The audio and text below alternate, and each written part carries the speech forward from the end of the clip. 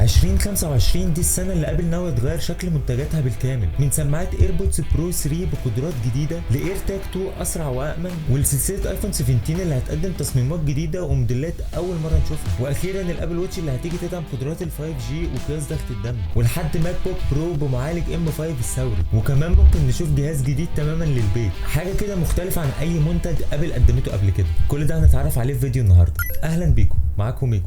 اول حدث هنشوفه الابل كالعاده في شهر سبتمبر، وده بيكون اكبر مؤتمر لابل في السنه. واول حاجه هنبتدي بقى عن تسريبات ابل لمنتجاتها، وهي الايربودز برو 3. خلي بالك المعلومه دي مش مجرد تسريب، ده ابل نفسها في تحديث iOS 26 هي اللي كشفت عن كود للسماعه، وان السماعات دي مدعومه برغم انها اصلا لسه ما نزلتش. بس الحقيقه اللي موجود في التسريبات الشكل النهائي لسه مش متسرب بنسبه 100%، لكن في تسريبات وهي مش قويه جدا بتقول ان ابل ممكن تغير شكل الايربودز برو 3 الجديده لسماعه مدوره كده. طبعا حاجه مش متعودينها، ولو ديزاين زي كده نزل هتبقى لاول مره ابل من ساعه ما عملت الايربودز تنزل سماعه مدوره. بس الاكيد السماعه دي هيكون فيها الصوت احسن بكتير، وده طبعا بسبب الشريحه الجديده ال H3.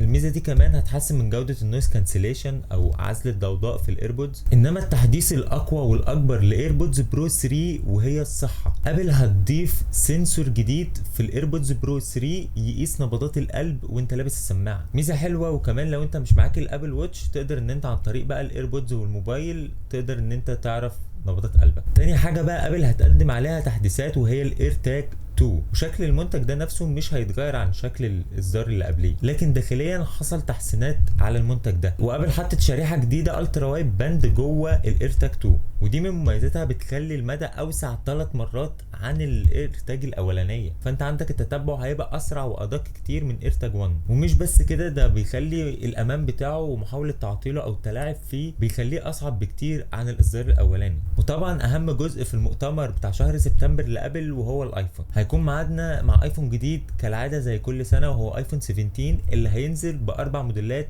برضو زي كل سنه. اول حاجه الموبايل العادي، وهو ايفون 17 اللي هيكون قريب جدا لايفون 16، لكن هيكون بشاشه اكبر شويه 6.3 انش، مع كمان ان اخيرا الشاشه بتاعته هتدعم 120 هرتز، والبطاريه والمعالج مش باين عنهم اختلافات او ارقام مختلفه اكبر عن اصدار الايفون 16. الجديد بقى فعلا السنه دي ان ابل هتقدم اصدار جديد لاول مره تنزله، هو ايفون 17 اير. دي نسخه من ايفون 17 بس بتكون رفيعه جدا، وبيكون سمكها 5.5 مللي. تصميم الموبايل ده معمول عشان الشكل بتاعه والستايل اهم بكتير من الامكانيات بتاعه الموبايل، لان انت عندك ورا كاميرا واحده 48 ميجا بكسل، فعندك التصوير هيكون محدود شويه بالنسبه لباقي الموبايلات طبعا. وجوده الصوت كمان عندك هتكون متاثره شويه في الموبايل ده، لان انت ما عندكش سماعات خارجيه. الموبايل هيكون فيه سماعه واحده، وهي السماعه الداخليه اللي هي بتاعه المكالمات بس، وده بسبب ان طبعا الموبايل رفيع. والاهم من كده ان البطاريه بتاعته هتكون ضعيفه جدا، قريبه لبطاريه ايفون 12، مع ان في تسريب بيقول ان ابل ممكن تنزل كفر كباور بانك مع الموبايل ده. بص، هو في الاول وفي الاخر جهاز مش اداء، هو جهاز للديزاين الحلو الرفيع للناس اللي بتحب الشياكه اكتر من المعالج يعني والاداء بتاع الموبايل. اما بقى بخصوص ايفون 17 برو وايفون 17 برو ماكس، ابل بشكل غريب رجع للالومنيوم وبعدت عن التيتانيوم مع تصميم يوني بادي للموبايل، فده معناه ان الموبايل كله هيكون من قطعه واحده من الالومنيوم. مفيش بقى في حواف الموبايل فارق بين ظهر الموبايل وجنب الموبايل. والجزء بتاع الكاميرات فوق هيكون مستطيل مش مربع يتحط فيه الكاميرات زي ما بيحصل كل سنه. كمان تحت الكاميرات هيكون في مربع من الازاز عشان يقدر يخليك تشحن الماك سيف، عشان الماك سيف ما بيشتغلش مع الالومنيوم نهائي وما بيخلوش يشحن يعني. ومن المميزات الجديده اللي ممكن نشوفها في ايفون 17 برو وايفون 17 برو ماكس، وهي ريفيرس وايرلس تشارجنج، يعني تقدر تشحن الايربودز بتاعتك او ايفون تاني من ظهر موبايلك عادي، والموبايلين هيدوا لبعض. الكاميرات بقى هنا حصل عليها تحسين مهم، وهي فكره الكاميرا التليفوتو هتكون 48 ميجا بكسل، وهيبقى دلوقتي اصبح ان انت قادر انك تعمل زوم من غير ما تخسر كواليتي في الصوره. كمان عندك من قدام ممكن يحصل تصغير في حجم الدايناميك ايلاند السنه دي، لكن حجم الشاشه هيبقى زي ما هو 6.3 لفئه البرو و6.9 لفئه البرو ماكس. لو عايز بقى التسريبات بالتفصيل بتاعت موديلات الايفون هحط لك 3 لينكات للفيديوهات بتاع كل موديل في الديسكريبشن تحت، تقدر ان انت بعد ما تخلص الفيديو ده تخش تتفرج عليهم براحتك. واكيد طبعا مش هفكرك ما تنساش اللايك بتاعك عشان بيفرق قوي في انتشار المحتوى، والشير والسبسكرايب الجمال بتوعك.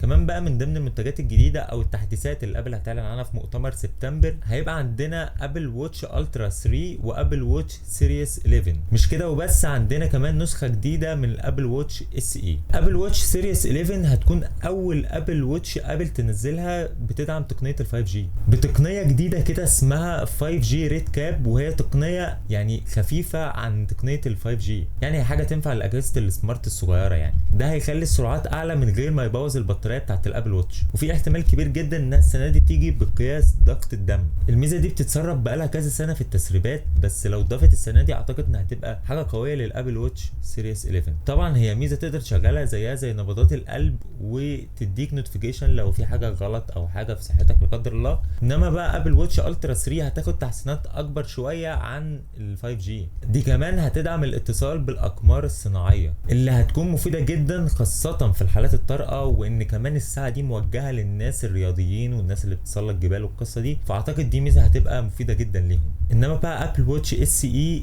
3 هيحصل عليها تغير في التصميم بتاعها، والماده المستخدمه هتكون من البلاستيك، وهيكون كده بلاستيك بريميوم من الوان مختلفه. طب هل هي عشان فئه اقتصاديه فابل بتعمل فيها كده؟ اكيد طبعا الساعه دي موجهه للناس اللي مش عايزه تشتري السيريس او الاصدار الاساسي من الابل واتش، كمان موجهه للاهالي اللي عايزه تشتري لاولادها ابل واتش ومش عايزه تشتري اغلى حاجه او احدث حاجه يعني. بعد كده في الخريف ابل ممكن تعلن عن ايباد اير وايباد ميني. في الاغلب التسريبات كلها بتقول ان الاير هيكون مجرد تحديث للمعالج وهيكون بام 3، والايباد ميني برده معلوش كلام كتير في التسريبات، بيقولوا برده ان هو هيعملوا على تحسين الشاشه او معالجه الشاشه بتاعه الايباد ميني. عندنا بقى مفاجاه من ضمن التسريبات وفي شهر ديسمبر، وهو الماك بوك برو. والماك بوك برو السنه دي هيكون بمعالج الام 5. المعالج ده معمول بتقنيه 2 نانو، ده معناه ان القوه واداء اعلى بمراحل واستهلاك البطاريه اكيد اقل، ودي نقطه كبيره اصلا في عالم اللابات. كمان من التسريبات بيقولوا ان التصميم هيكون اخف وانحف من الاصدارات اللي فاتت، ده على اساس ان الام 4 يعني وحش مثلا يعني ولا حاجه. في بقى الجهاز الجديد اللي اول مره ابل ممكن تعلن عنه، وهو اسمه هوم هاب، بتحطه عندك في البيت وتقدر تتحكم عن طريقه بكل الحاجات السمارت اللي عندك في البيت، وتعرف بقى منه معلومات كتير زي حاله مثلا الطقس، المواعيد، الساعه. بس كده، متنساش بقى تدعمني باللايك والشير وسبسكرايب، والجمال بتاعك يا صديقي. سلام. سلسلة ايفون 17 برو مختلفة الحقيقة السنة دي من فترة كبيرة، والأول مرة تغير في تصميم فئة البرو، كمان تغير في الخامة المستخدمة لسلسلة ايفون 17 برو، وكمان بطارية أعلى وكاميرا زوم بتوصل ل 48 ميجا بكسل، معالج قوي وشاشة ضد الانعكاسات. السنة دي تجربة البرو ممكن نقول عليها تجربة برو فعلا. كل ده وأكتر هنعرفه في فيديو تسريبات النهاردة عن ايفون 17 برو برو ماكس. اهلا بيكم، معاكم ميجو. سلسله ايفون 17 برو وبرو ماكس السنه دي ابل هتغير الخامه بتاعتها من التيتانيوم اللي كانت مؤخرا كل سنه بتستخدمها في سلسله البرو، واللي كانت بتدي احساس بريميوم كده في ايدك، لكنها في الاداء العملي ما قدمتش فرق كبير.